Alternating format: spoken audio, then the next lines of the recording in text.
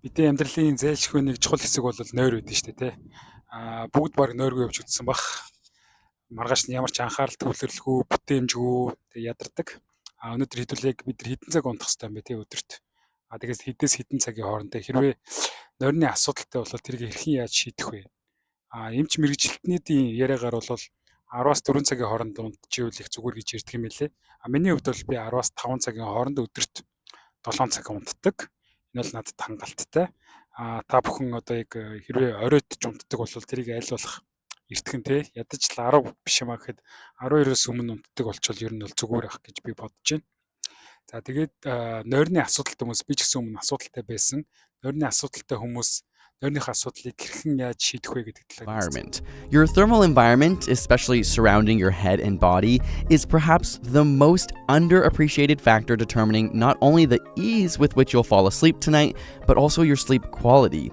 Whether you're overheating because of heavy blankets, pajamas, or just a hot room, it's been shown to decrease slow wave sleep and REM sleep. Even just to initiate sleep, your body has to drop 2 to 3 degrees Fahrenheit or 1.5 degrees Celsius. And so being colder actually helps bring your temperature down faster. It might shock you, but the recommended temperature is around 65 degrees Fahrenheit or 18.3 degrees Celsius for your room. Going too cold isn't great either, but it doesn't have the same disruptive effects on falling asleep or your sleep quality as a hot room does. Number 2 is to take a hot shower or bath before bed. You might think being all warm and fuzzy is what makes you sleep, but it's actually kind of the opposite. When you're exposed to hot temperature, the body can't hold on to the heat and sends blood to the surface of your skin, giving you that flushed red appearance. Once you step out of the warmth, the dilated blood vessels radiate out the inner heat to your environment, and your core body temperature plummets. This triggers the body and brain to think it's sleepy time. Number 3 is to put away the clock. Simply having the ability to look at and see the time and find out how much you haven't slept is not helpful and will honestly only stress you out. In fact, time monitoring is strongly linked to stress and waking arousal. 4, you should minimize or avoid caffeine and nicotine. Coffee, colas, some tea, and even chocolate can take as long as 8 hours to wear out fully, and nicotine is a stimulant, so avoid them too late in the day. It's also worth avoiding eating too close to bed.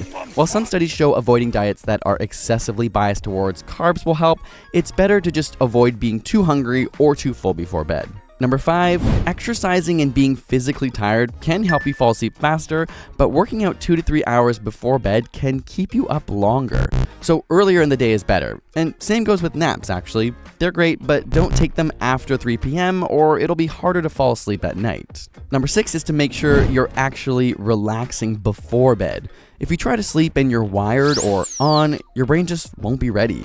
A relaxing activity within the hour before bed, like reading, is the perfect ritual to put you in the right mindset. And finally, number 7 is to make sure you're getting sun exposure during the day and minimizing your light exposure during the evening. You've probably been told not to use your screen before bed, which is true, but it's equally as important to get natural sunlight for at least 30 minutes a day if you have problems falling asleep.